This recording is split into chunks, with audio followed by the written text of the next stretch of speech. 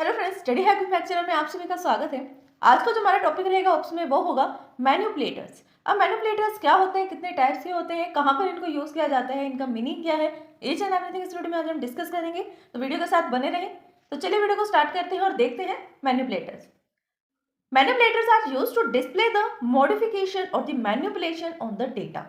मतलब अब नॉर्मली भी आप मैनिपुलेशन का मीनिंग क्या समझते हो? मैनिपुलेशन क्या होता है? मैनिपुलेट कर देना, मॉडिफिकेशन कर देना, मतलब थोड़ा बहुत चेंजेस ला देना डेटा के अंदर। तो वो यही कह रहे हैं कि manipulators are used to display, मतलब डिस्प्ले करने के लिए स्क्रीन पे जब हम उसको मॉडिफाई कर देते हैं, डेटा को कुछ ना कुछ मैनिपुलेशंस कर देते हैं, उसको हम बोलते हैं मैनिपुलेटर्स, जिसकी हेल्प से हम मैनिपुलेशन परफॉर्म कर सकते हैं। These are the operators with the insertion operator like this. ये ऑपरेटर किस ऑपरेटर के साथ काम करते हैं? इंसर्शन ऑपरेटर के साथ। For an example, for the cout statement. अब सी आउट स्टेटमेंट क्या करती है? डिस्प्ले करवाती है। और मैनिपुलेटर से हमें करना क्या है? डिस्प्ले को करवाना है ना। तो ये दोनों फंक्शन एक साथ काम करेंगे।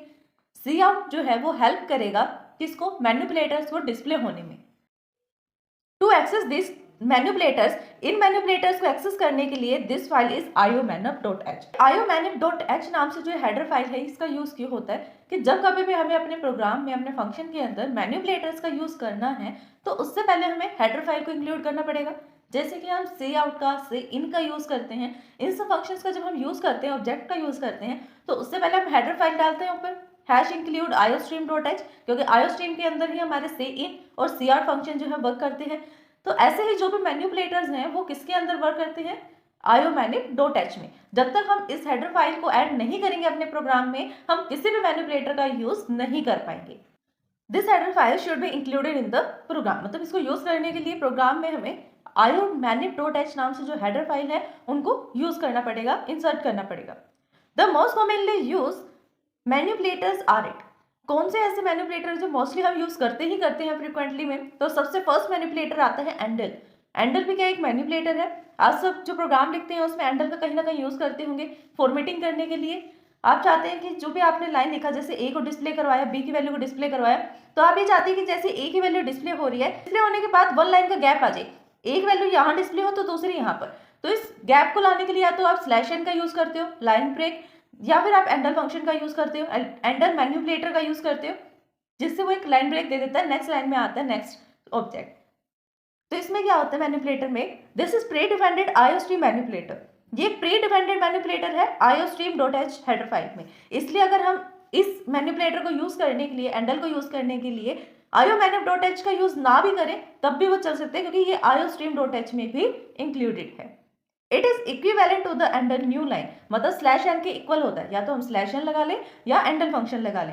And the flushing include iostream.h #include iomanip.h, दोनों को ही हमने हेडर फाइल्स को ऐड कर दिया। फिर हम मेन फंक्शन में जाते हैं डायरेक्ट। मेन फंक्शन में हम क्या कर रहे हैं? हमने दो वेरिएबल्स लिए, दोनों इंटीजर टाइप के हैं, a और b। a की वैल्यू 5 है, b की वैल्यू 10 है, और दोनों इंट टाइप के हैं। देन हमने सी आउट का यूज किया। सी आउट में हमने सबसे पहले a की वैल्यू को डिस्प्ले करवाया, देन एंडर लगा दिया, b की वैल्यू को डिस्प्ले करवाया और एंडर लगा दिया, then return 0 and function close. अब जो इसका आउटपुट आएगा वो आउटपुट क्या होगा? आउटपुट आएगा 5, देन नेक्स्ट लाइन में आएगा 10। तो यही इसका बेनिफिट होता है कि न्यू लाइन कैरेक्टर हमें मिल जाता है। नेक्स्ट जो मैनिपुलेटर आता है वो है setw।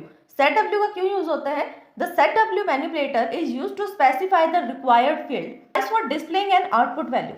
ये क्या करता है? जैसे हमें कोई वैल्यू को आउटपुट करवाना है तो उसके लिए एक साइज सेट कर देता है कि हमें 16 बिट चाहिए, 8 बिट चाहिए, 32 चाहिए, कितने हमें बिट्स चाहिए हैं उसको डिस्प्ले करवाने के लिए, उसको स्टोर करने के लिए। फॉर एग्जाम्पल, हमने लिखा सी आउट setw। setw का मीन्स है यहाँ पर, w मीन्स है यहाँ पर विड्थ। विड्थ को सेट कर दो, setw means set the width. अब विड्थ को हमने कितना सेट कर दिया? 8। तो यहाँ पर क्या कितने बॉक्सेस हो जाएंगे? 1 2 3 4 5 6 7 और 8 बॉक्सेस हो गए। और हमें इस वैल्यू को डिस्प्ले करवाना है, तो ये वैल्यू भी डिस्प्ले होगी। बट ये क्या होता है? हमेशा राइट जस्टिफाई होता है। The statement prints the value this.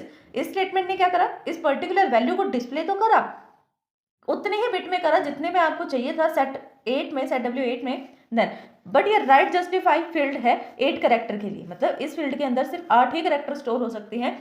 अगर यहाँ पर 8 की जगह 9 कैरेक्टर होते तो एक कैरेक्टर जो है वो नेगलेक्ट हो जाता। क्यों हो जाता वो नेगलेक्ट? बिकॉज हमने फील्ड को सेट कर दिया कि हमें तो 8 बिट का ही चाहिए, 8 बिट से ज्यादा हमें चाहिए ही नहीं, जबकि आप आउटपुट में 9 दे रहे हो। लेकिन इधर जो इसमें क्या है, अगर हमने इसकी वैल्यू 8 बिट के लिए सेट कर दी कि इसकी विड्थ 8 ही रहेगी, तो इसके अंदर सिर्फ 8 करेक्टर ही आ सकते हैं, ज़्यादा नहीं आ सकते। और दूसरी बात की है राइट जस्टिफाइड होता है। राइट जस्टिफाइड मीन्स राइट से इंक्रीज करता है वैल्यू को फील्ड करना, लाइक दिस, इस तरह से फील्ड करेगा वैल्यू को। नेक्स्ट आता है हमारे पास सेट प्रीशियस। सेट प्रीशियस में कौन सा मैनिपुलेटर होता है? That is used to specify the number of the digit display after the decimal point while printing the floating point number. इसका मतलब ये है कि अगर हम फ्लोटिंग पॉइंट नंबर को डिस्प्ले करवाना चाहते हैं, कोई भी फ्लोटिंग नंबर है जिसके अंदर पॉइंट्स वाले नंबर्स आते हैं, हम चाहते हैं कि जो पॉइंट के बाद वाले नंबर्स है ना, हम उस पर कुछ मैनिपुलेशन परफॉर्म करें। आगे वाला तो सेम रहेगा, वो तो मेन डिजिट है, लेकिन जो पॉइंट के बाद वाले डिजिट्स हैं उस पर हम चाहते हैं कि राउंड फिगर नंबर्स आए। कैसे आएंगे? देखो एग्जाम्पल के लिए हमारे पास एक स्टेटमेंट है, हमने यहाँ लिख दिया सेट प्रीशियस 3। अब इस 3 का मीन्स क्या है कि पॉइंट के बाद ये सिर्फ 1 2 3 वैल्यूज को ही कंसीडर करेगा। पॉइंट के बाद चाहे 10 डिजिट हो, 100 डिजिट्स हो, वो सिर्फ कितनी डिजिट्स लेगा? 3 डिजिट्स लेगा। हमने एक डिजिट ले लिया यहाँ पर, कौन से डिजिट ली? 3.14159। इसका जो रिजल्ट प्रोड्यूस होगा वो क्या होगा? इसका रिजल्ट आएगा 3 एज इट इज रहेगा। नेक्स्ट पॉइंट है, पॉइंट के बाद 1 है, 1 के बाद 4 है, लेकिन जो लास्ट वैल्यू होगी उसको ये राउंड फिगर कर देगा। राउंड फिगर कैसे? जैसे यहाँ पर 1 है तो ये 1 के प्लेस पर 2 लिख देगा, 5 होता तो 6 लिख देता, 9 होता तो 0 आ जाता उसके प्लेस पे 10 होके, क्योंकि 10 में तो सिर्फ यहाँ 1 आता ना, 0 तो आगे रिप्लेस हो जाती, वो तो कंसिडर ही नहीं होती, तो 1 आता। इसी वजह से क्या होता, 7 है तो 8 आ जाता, 2 है तो 3 आ जाता, तो यहाँ पर 1 था तो हमने 2 लिख दिया, राउंड फिगर कर दिया अपनी वैल्यूज को। जो लास्ट हमारे पास मैनिपुलेटर आता है वो होता है सेट फील्ड।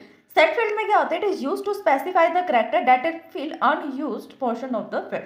अब जैसे हमने अभी यहाँ पर सेट W किया था, ठीक है, सेट W में 8 डाल दिया या फिर हमने 5 डाल दिया, 5 यहाँ पर क्रॉसेस हैं, लेकिन जो हमने वैल्यू पास करी है वो तो सिर्फ 3 तक फील्ड हो जाएगी, 1 2 3 में फील्ड होगी, लेकिन जो बाकी में ये हमारे पास 2 बचेंगे, 1 एंड 2, इसके अंदर हम क्या फील्ड करें? ये तो ऐसे खाली रहेगा, स्पेस वेस्ट हो रहा है इससे तो हमारा, और पता भी नहीं लग रहा कि हमने सेट फील्ड की वैल्यू कितनी दी थी और फील्ड कितनी हो रही है ना। तो जो अनयूज स्पेस है उसके पोर्शन को फील्ड करने के लिए हम सेट फील्ड का यूज करते हैं। For an example statement the cout set W8, यहाँ पर हमने सेट W8 कर दिया, मीन्स यहाँ पर 8 फील्ड आएंगी, और सेट फील्ड की वैल्यू में डाल दिया हमने स्टार, मतलब जो कोई भी अनयूज स्पेस होगा उसके अंदर स्टार फील्ड हो जाएगा।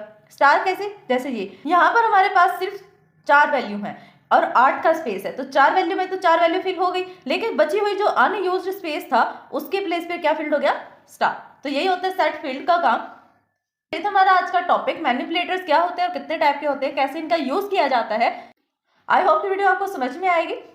अगर आप फिर भी इस वीडियो को समझने में कोई डाउट आता है देन आप हमें कमेंट कर सकते हैं। Thanks for watching my video.